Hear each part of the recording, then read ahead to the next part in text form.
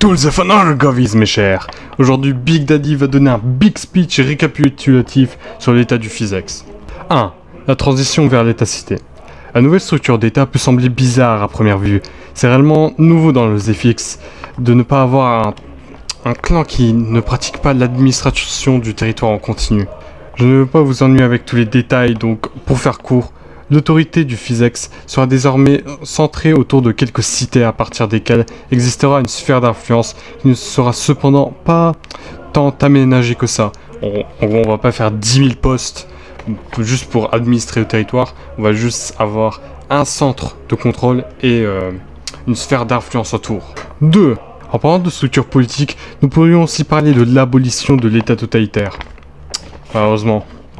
Et l'établissement d'une séparation du pouvoir en 3, comme dans une démocratie illuminée des années 1700.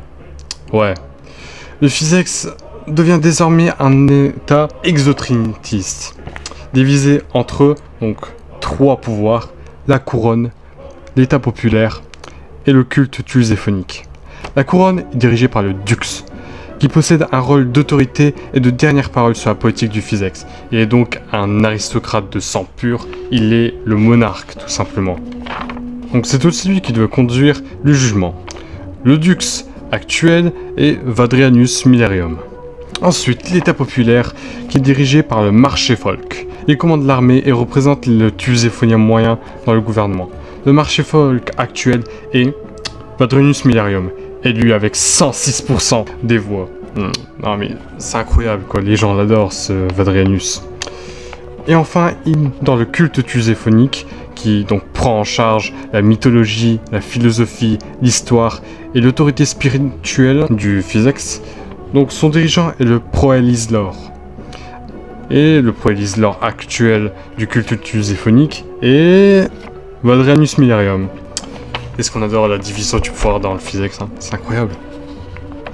En revanche, quant aux 8 organes du PhysX qui existaient jusqu'à maintenant, c'est-à-dire l'organe économique gouvernemental, l'organe éducatif, l'organe militaire, l'organe cybernétique, l'organe d'exploration, l'organe de communication, l'organe spirituel et l'organe culturel, ils vont continuer d'exister.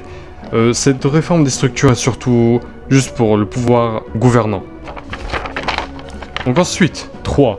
En parlant de l'organe spirituel, l'Exodrin Stams va réaliser une introduction à la constitution et la canonisation de ces nouvelles doctrines concernant les icônes incarnées, la philosophie de la pureté et de la corruption, la mythologie, l'interprétation de cette spiritualité tulséphonienne, ainsi que les Hosenkes. Donc ensuite, petit 4, la politique démographique.